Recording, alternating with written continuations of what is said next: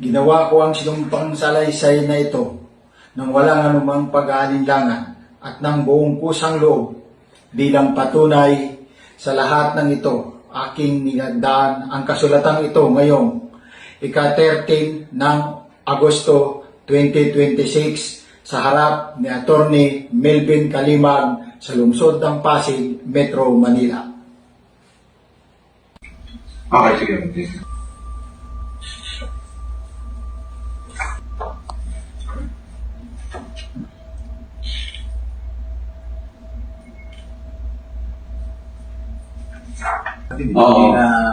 Hindi mo nabibigay yung hard copy doon sa korte. Hindi ikaw pa lang sa'yo mabubulok yung mga... Oo, yung dokumento. Yung i-copy na lang sa korte. Ayan. Sige, pata mo. Isa lang yung ano mo. Oo. Baliktad.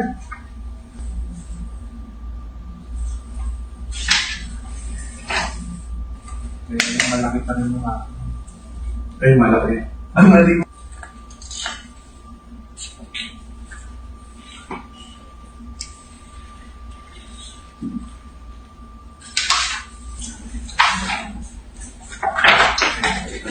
Check mo nga bro, baka may nakalimutan tayo. Black ba to?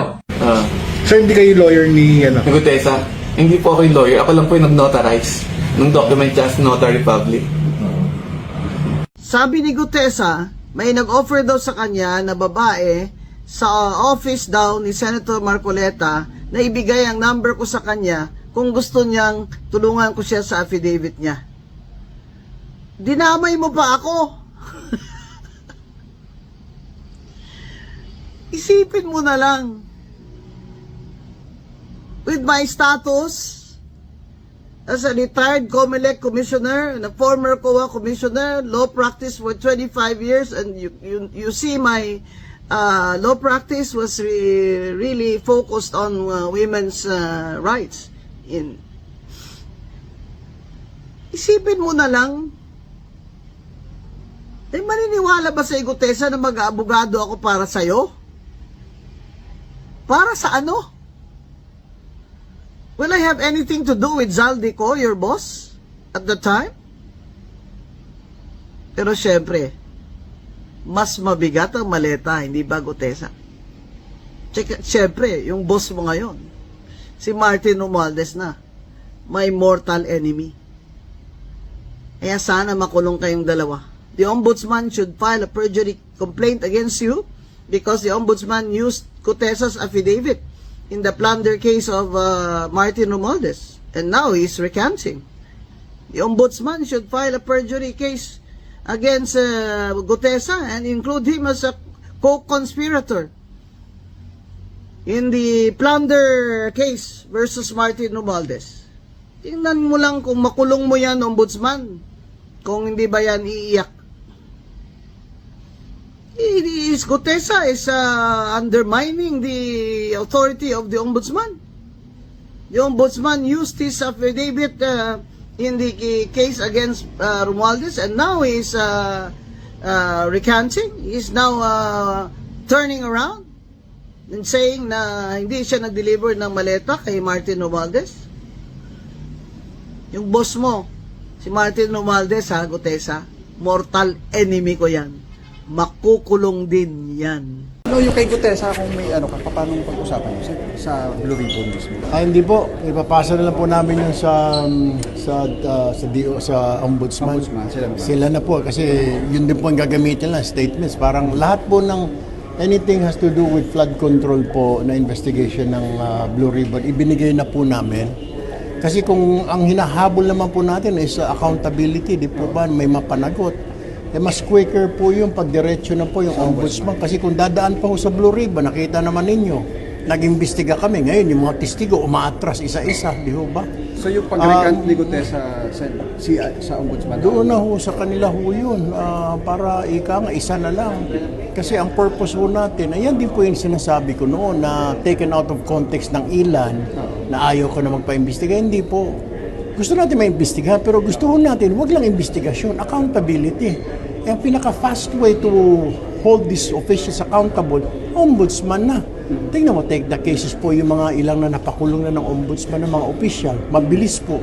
Kung dadaan pa ho din sa amin, it will take 1 month, 2 months, hearing. Tapos ngayon, budget hearing na, di ba? Meron pang trial, ng impeachment trial. Siguro, pag sa ombudsman kasi mas mabilis na. Tsaka nandun na diretso. yung kaso kasi. Exactly.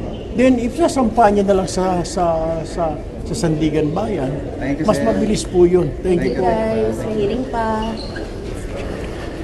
So hindi naman po nahuhuli ang Pangulo sa mga balita at wala siyang reaksyon na ibinigay sa atin.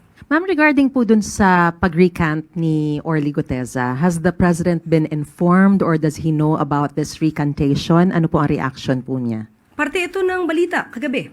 So hindi naman po nahuhuli ang Pangulo sa mga balita at wala siyang reaksyon na ibinigay sa atin. But does the President believe that the recantation could have been compromised or could have compromised the credibility or the integrity of the investigations of the Senate and the Ombudsman into the flood control scandal?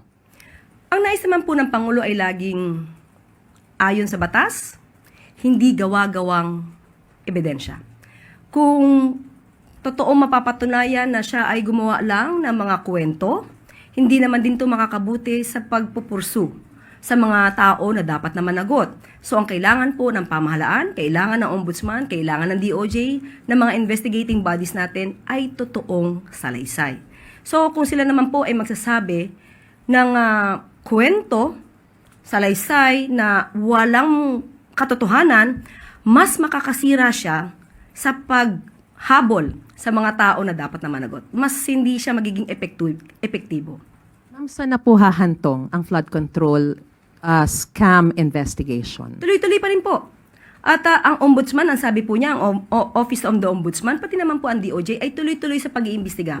At ayon na rin po sa Senado, ang kanilang mga na-kolekta, na-gather, na naipon ng mga dokumento at mga ebidensya ay ibinigay na nila sa ombudsman. So patuloy po ang pag-iimbestiga at pati naman po ang DPWH at kung meron pa sila makikita pang ibang mga masasabing ghost projects or mga substandard na mga proyekto or substandard na mga proyektong hindi nakabuti para sa pagkontrol ng baha,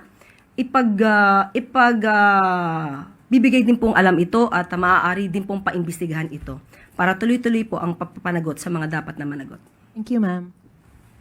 Sunod po na tanong, Rafi Ayeng, Daily. Nasimula ng duty ko kay Congressman Saldico. Bawat umaga, nagre-report ako sa BGC sa Horizon, sa Bonifacio Global City, kung saan nakatira si Kong Saldico. Tuwing may duty at detailed ako sa basura, it means itong basura, ito yung box ng pera na pinag-uusapan natin sa kasalukuyan. Mr. Gutesa, mag-stick ka lang sa binabasa mo. Huwag ka nang nag-a-adlib. Kung ano yung nandito, basahin mo lang.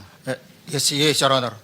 Tuwing may duty detail ako sa basura, pumupunta kami sa 28 Ladybug Corner, Dragonfly, Valle Verde 6, Pasig City. Tagabuhat lang ako ng malita ng basura. Ang ibig sabihin ng basura ay malita na may lamang pera. Ang bawat malita ay may lamang humigit kumulang 48 million pesos.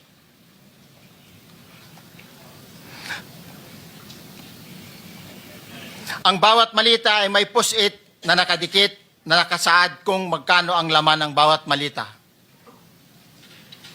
Tuwing may duty detail sa basura, may pumupunta na tao na magde-deliver ng basura at nire-receive ni John Paul Estrada at Mark Tiksay. Ang mga executive assistant ni Congressman Saldico at sila ang mga detailed sa mga ganyang activities. Ang mga nangyayari kapag duty kami sa basura, kalimitang dinadala sa bahay ni Congressman Saldico sa Valle Verde 6 at tinatanggap naman ni Mark at ni Paul. Pagkatapos naming may baba ang nasabing basura, ipinapasok sa bahay ni Congressman Saldico sa Valle Verde 6 at binibilang ni Mark at ni Paul? Alam ko na ang laman ng malita ay pera sapagkat nakita ko si Paul na binuksan ang malita at inilabas ang laman para bilangin. Ang isang ehemplo na nagdala ng pera ay si Congressman Eric Yap ng AXIS Party List. 46 na malita ang dala niya sa bahay ni Congressman Saldico sa Valle Verde 6. Pagkatapos mabilang, isinakay namin sa mga sakyan patungo sa Horizon Residence sa Taguig. Binibidyohan ka para may record kami, i-record namin.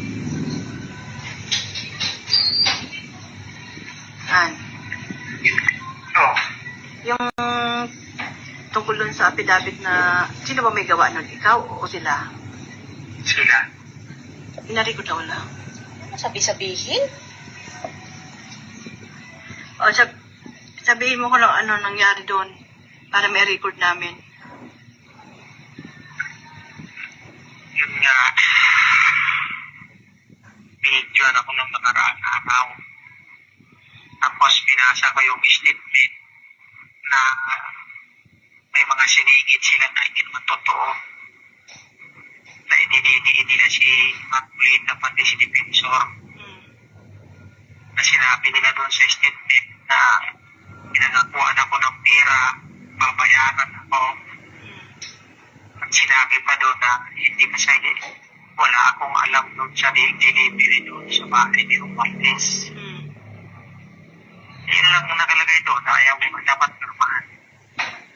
At hindi naman ako ang gumawa ng statement na yun. Sila naman. Yun lang ang pinirmahan mo? Yun lang yung nasingit doon sa ano ko. Saan ba yan? Sa pinakahuli? Hindi, nasa ano yun. Parang Gitna? 9 sa 12 yung kita ko doon. Tapos may upang 24 ng pera.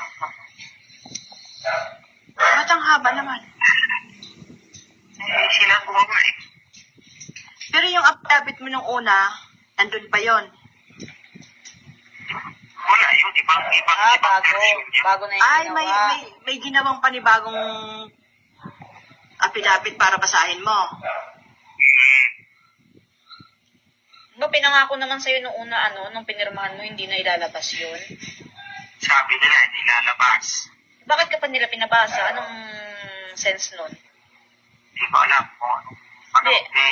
Idadalhin daw sa korte para mawala na yung kaso ko.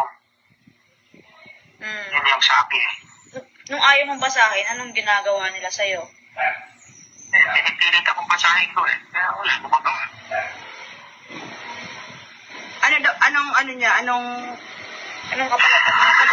Anong kapalit ng pag hindi mo binasa? Para daw manahimik na kayo, wala nang maggugulo dyan sa inyo. Wala naman ang gugulo sa amin, Han, sa totoo lang, Han, wala nang gugulo sa amin. Sila lang ang nanggugulo sa amin.